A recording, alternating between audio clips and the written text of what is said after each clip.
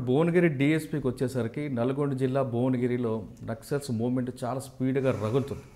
ఆ టైంలో అతను ఏ విధంగా చేశారు, అసలు భువనగిరిలో నక్సల్స్ మూవ్మెంట్ ఎలాగుందో ఒకసారి చూద్దాం. 1996 నల్గొండ జిల్లా Bhuvanagiri sub division people's war గ్రూపుకు పట్టున్న ప్రాంతం. కేవలం పీడబ్ల్యూజీ కాకుండా ఆర్ఎస్యు, రైతు కూలీ సంఘాల పేరిట విధ్వంసాలు సృష్టిస్తున్నాయి.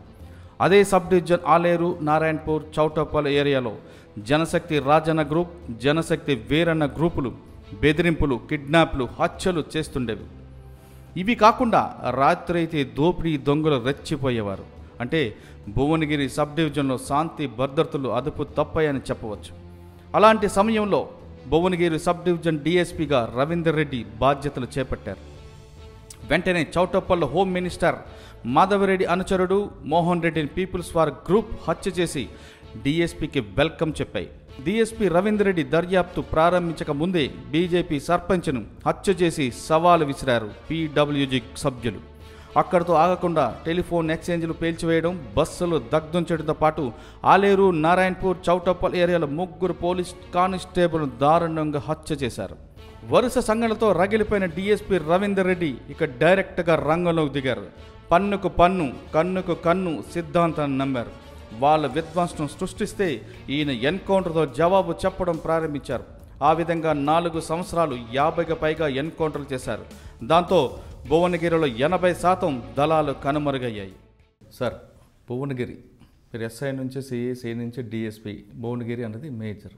భువనగిరిలో మీరు ఎంటర్ అయ్యే టైంకి సిచ్యువేషన్ చాలా బ్యాడ్ సిచ్యువేషన్ అప్పుడు చూసాం పేపర్లో కూడా. యాదగిరిగుట్ట మీద దాడి కానీ, బొమ్మలరావరం పోలీసు మీద దాడులు, తుపాకులు ఎత్తు వెళ్ళిపోవడాలు. అప్పుడే ఒక నక్సలైట్ భువనగిరి అనగా గుర్తుకొచ్చింది నయీం అనే వ్యక్తి. వీళ్ళందరినీ ఎలా హ్యాండిల్ చేశారు, వీళ్ళందరినీ ఎలా చూసేవారండి? మొదటగా నేను పోయినప్పుడు సిచ్యువేషన్ గురించి చెప్తాను మీకు. నేను అక్కడ ఛార్జ్ తీసుకున్న వెంటనే ఒకసారి మొత్తం ఏరియా అంతా ఒకసారి రివ్యూ చేస్తే అక్కడ ఉన్న ఈ పార్టీ లేదని, నక్సలైట్ గ్రూపులు ఇవి లేవనేది ఏం లేదు. అన్ని గ్రూపులు మొత్తం ఇండియాలో, భారతదేశంలో ఎన్ని గ్రూపులు నక్సలైట్ గ్రూపులు ఉన్నాయి అక్కడ కూడా ఉన్నాయి. పీడబ్ల్యూజీ ఉంది, రైతు కూలీ సంఘాలు ఉన్నాయి. ఇప్పుడు సిపిఐ, మా ఎమ్మెల్యే ఇది వీరు మావోయిస్టుల రాజన్న వర్గము, సిపి గ్రూప్, జనశక్తి గ్రూప్, వీరన్న వర్గము, ఆ వర్గము, వీరు చాలా ఉన్నాయి. అది కాక చిన్న చిన్న గ్రూపులు ఓన్ స్టైల్లో సెల్ఫ్ స్టైల్ గ్రూప్స్. వాడి వృత్తి ఏంటంటే డబ్బులు వసూలు చేయడం. ఇక ఇటు సిపిఎంఎల్ మార్క్స్ వీళ్ళది ఏంటంటే ఆర్ఎస్సీ కూడా ఉండే, విప్లవ కవులు కూడా ఉండ్రి.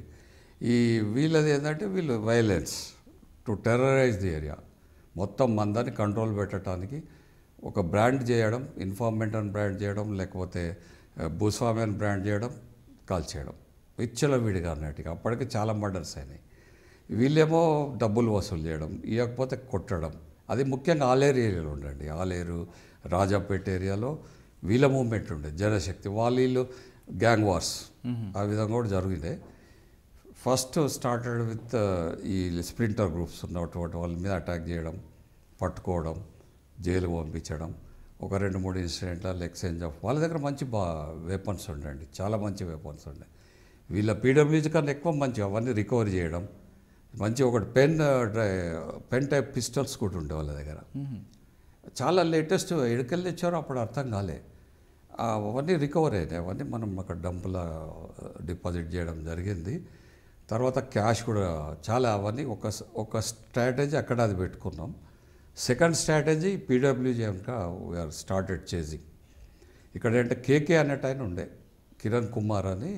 ఈ was DCS, actual native of Venkateswarlu, Vaishya by caste, from Jagtial, వాహాడ్ రీడెడ్ ఉండే.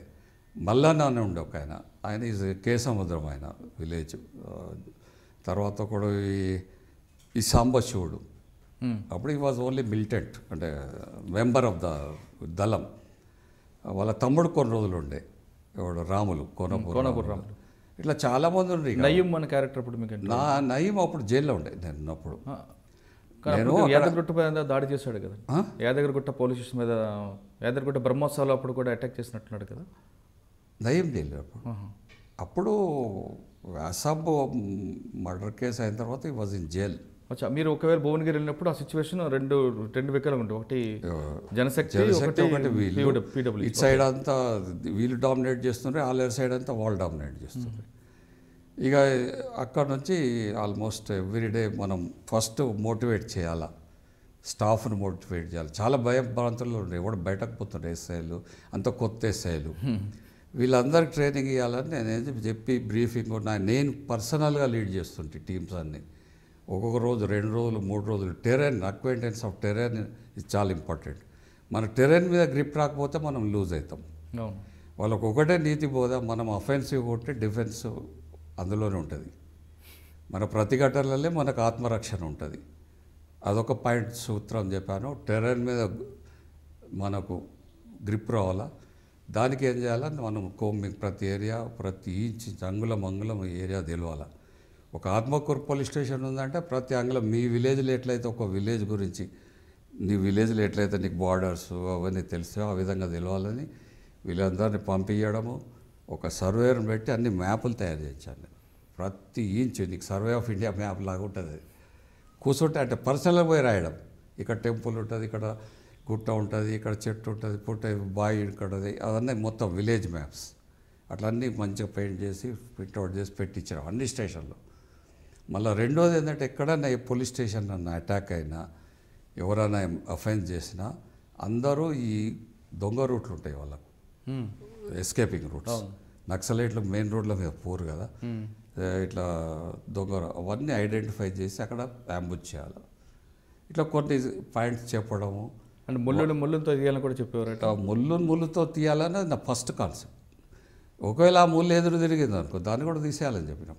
వాడేమో మనకేమో నష్టం చేస్తున్నాడు, మనం అడ్వాంటేజ్ తీసుకొని అంటే కన్ను అంతే అంతే ఆ ప్రిన్సిపల్స్ తోటే ఆల్మోస్ట్.